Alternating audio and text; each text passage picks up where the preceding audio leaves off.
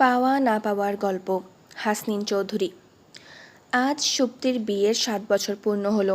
ওদের দুজনেরই দিনটির কথা মনে আছে, কিন্তু কেউই এ ব্যাপারে সকাল থেকে কোনো উচ্চবাক্য করছে না। হাসান সকালে উঠেই গম্ভীর মুখে পেপার পড়তে পড়তে নাস্তা খেয়ে অফিসে চলে গেল। সুপ্তিও ওর পাশে বসে নিঃশব্দে খেয়ে নিল। ও অফিসে যাবার পর আরও একটি একাকী দিন শুরু হলো। তাদের শান্ত নিস্তব্ধ বিশাল বাড়িটি যেন আরও ঝিমিয়ে পড়ল।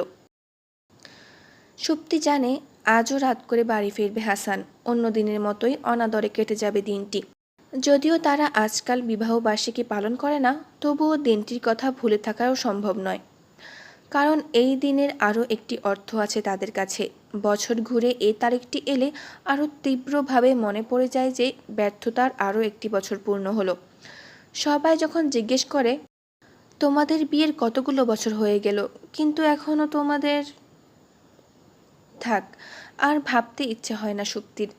2 হাত দিয়ে মাথা চেপে বসে পড়ে। আজকাল মাঝে মাঝে মনে হয় বোধহয় পাগল হয়ে যাচ্ছে সে। পৃথিবীর সব কিছুই অসহ্য লাগে।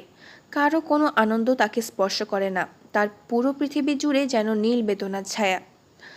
অথচ কয়েক বছর আগেও সব অন্যরকম ছিল। নিজেদের প্রথম বিবাহবার্ষিকীর কথা মনে পড়ল ওর। প্রথম 2-1 বছর বেশ ঘটা করে দিনটি পালন করত তারা। সেবার অফিসের কাজে 1 সপ্তাহের জন্য বিদেশ গিয়েছিল হাসান। সুপ্তি ওকে সারপ্রাইজ দেবার জন্য দীর্ঘ প্লেন জার্নি করে পৌঁছে গিয়েছিল ভূমধ্যসাগর তীরের সেই ছোট্ট শহরটিতে। ইটালিয়ান এক রেস্টুরেন্টে প্রচুর চিজের টপিং দেওয়ার বিশাল এক পিৎজা মার্গারিটা খেয়েছিল ডিনারে। অতঃপর ভরা পূর্ণিমায় অর্ধরাত্রি পর্যন্ত হেঁটেছিল সাগরের বালুকা বেলায়। বিচের পাশের বিশাল পাথরের চাইয়ের ওপর বসে হাতে হাত রেখে বিস্তীর্ণ আকাশের নিচে হাজারো তারার মেলায় যেন হারিয়ে গিয়েছিল দুজনে। সে রাতে হ্যাট পরা বুড়ো ফুলওয়ালার কাছ থেকে টকটকে লাল গোলাপ কিনে দিয়েছিল হাসান। ডায়েরির ভাঁজে এখনও গোলাপটি রেখে দিয়েছে সুপ্তি। শুকিয়ে ম্লান হয়ে যাওয়া গোলাপের পাপড়ির দিকে তাকালে মনে হয় তাদের ভালোবাসাও কি দিনে দিনে এমনই করে শুকিয়ে বিদীর্ণ হয়ে যাচ্ছে। হাসান কি তাকে এখনও আগের মতো ভালোবাসে, নাকি সব কিছুর জন্য তাকে দায়ী মনে করে? চোখ ফেটে কান্না আসে সুপ্তির। আজকাল প্রায়ই এমন হয়। সারাদিন ঘর অন্ধকার করে দরজা বন্ধ করে কাঁদে ও। রান্না বান্না ঘরের কাজ কিছুই করতে ইচ্ছে করে না। এমনও দিন যায় হাসান অফিস থেকে এসে দেখে ঘরে কোনো রান্না হয়নি, কিন্তু সে কখনোই কোনো কিছুতে রাগ করে না। নির্বিবাদে বাইরে থেকে খাবার নিয়ে আসে। ওর এই নির্বিকার ভাব দেখে আরও রাগ ওঠে সুপ্তির। হাসানের কি কিছুতেই কিছু যায় আসে না, নাকি ওর প্রতি অবহেলা আর করুণাবশত এই ভাবলেশহীন ব্যবহার করে? দরজা বন্ধ করে শোবার ঘরে খাটের এক কোণায় বসে পড়ে ও। পর্দা টেনে দেয়। সূর্যের আলো সহ্য হচ্ছে না। এরপর হাঁটু গেড়ে বসে কান্নায় ভেঙে পড়ে। জরুরি মিটিং না থাকলে হাসান আজ অফিসে আসতো না। আজ সারাদিন তার সুপ্তিকে নিয়ে ঘুরতে ইচ্ছে হচ্ছে। বিয়ের পরে সেই প্রথম দিনগুলোর মতো করে। কি হাসি খুশি মেয়ে ছিল ওর বউটি। সারাদিন কথার ফুলঝুরিতে চারদিক মাতিয়ে রাখত। ছোট বাচ্চাদের সাথে খুব জমত ওর। বাচ্চা খুব ভালোবাসত, কিন্তু এই একটি জিনিসের অভাব তাদের প্রচণ্ড সুখী জীবনে উচ্ছল বউটির সকল উচ্ছলতায় যেন কালো মেঘে ঢেকে দিল। হাসানের ইচ্ছে করে পৃথিবীর সকল সুখ এনে প্রিয়তমার পায়ের কাছে রেখে দিতে। আগে বিবাহবার্ষিকী ভুলে গেলে অভিমানে তুলকালাম কাণ্ড করত সুপ্তি। আর এখন এই দিন সমাগত হলেই হাসানের আতঙ্ক বাড়তে থাকে। কারণ এই সময় অন্য দিনের চেয়েও যেন বেশি ডিপ্রেসড হয়ে যায় সুপ্তি। এক একটা বছর যায় আর সুপ্তির মনে হতে থাকে না পাওয়ার আরও একটি বছর শেষ হলো। সন্তানহীন আরও 12টা মাস গেল।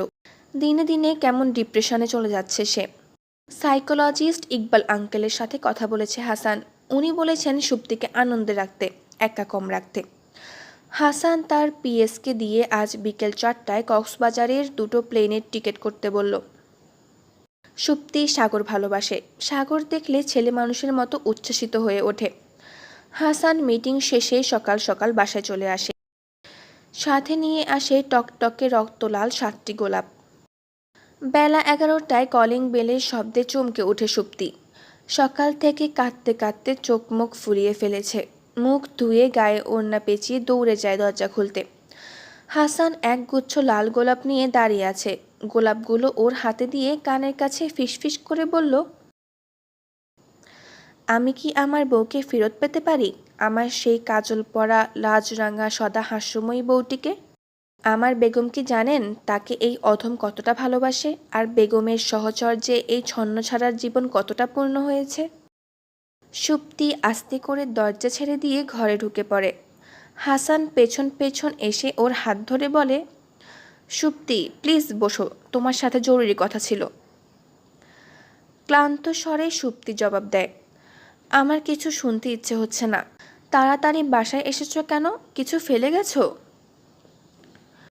সুপ্তি, আজ তোমাকে শুনতেই হবে। তোমার কোনো অধিকার নেই আমাদের জীবন এভাবে ধ্বংস করে দেবার। এবার সুপ্তি থমকে দাঁড়ায়, কঠিন স্বরে বলে, শেষ পর্যন্ত স্বীকার করলে তাহলে যে আমি তোমার জীবন ধ্বংস করে দিচ্ছি। আমি একজন ব্যর্থ নারী। হাসান অধৈর্য হয়ে বলে উঠল, উফ, তুমি কেন বোঝো না? তোমাকে নিয়ে আমি কত সুখী। পৃথিবীতে সবার সব কিছু থাকে না, আর কোনো নির্দিষ্ট বস্তু না পাওয়ার অর্থ এই নয় যে জীবন ওর জন্য থেমে যাবে, কিংবা কখনোই তোমার দোয়া কবুল হবে না। আর তোমার তো কোনো দোষ নেই। আমাদের ভাগ্য তো আমরা লিখি না। যা হচ্ছে এর মাঝেও নিশ্চয়ই কোনো কল্যাণ নিহিত আছে, যা আমরা এখন বুঝতে পারছি না। সুপ্তির চোখ দিয়ে বড় বড় ফোঁটায় পানি পড়তে লাগলো, তবু চুপচাপ শুনতে লাগলো হাসানের কথা। এই দুনিয়াতে যতক্ষণ বেঁচে থাকবো সবাইকেই কিছু পরীক্ষা দিতে হবে। কোনো না কোনো না পাওয়া থাকবে, আবার না পাওয়ার ভিড়ে অনেক প্রাপ্তিও থাকবে। যেমন আমরা দুজন একসাথে আছি, একে অপরকে সম্মান করি, ভালোবাসি, এসব কি অনেক বড় পাওয়া নয়? কতজনের জীবনে তো এগুলোও নেই। আমাদের কি উচিত নয় যা আছে তার জন্য কৃতজ্ঞতা প্রকাশ করা? এমন যদি হয় আমি বা তুমি কোনো একজন অপরের জীবন থেকে হারিয়ে গেলাম, তখন কি মনে হবে না এই সময়গুলো অনেক ভালো ছিল? এবার সুপ্তি লাফ দিয়ে উঠে হাসানের মুখ চেপে ধরল। ছি, কি বলো এসব? শোনো, যে কৃতজ্ঞ হয় আল্লাহ তাকে আরো বাড়িয়ে দেন।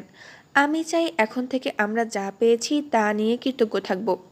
আমাদের সম্পর্কের হেফাজতের জন্য দোয়া করব আর অপেক্ষা করব। আমাদের ভাগ্যেও আল্লাহ নিশ্চয়ই উত্তম কিছু দেবেন, সুন্দরতম ধৈর্যের বিনিময়ে। সুপ্তি আস্তে করে বলল, সবই বুঝি, কিন্তু মন যে মানে না।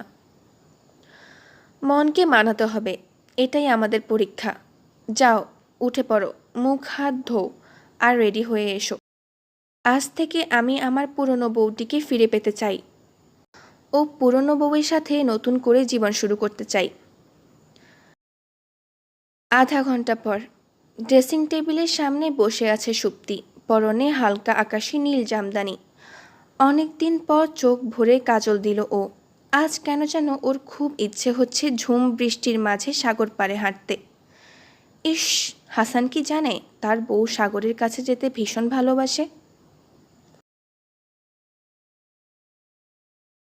রৌদ্রময়ী বইয়ের পর্ব 10 এখানেই শেষ হলো। বাকি গল্পগুলো শোনার আমন্ত্রণ জানিয়ে আজকে এখানেই শেষ করছি। আল্লাহ হাফেজ।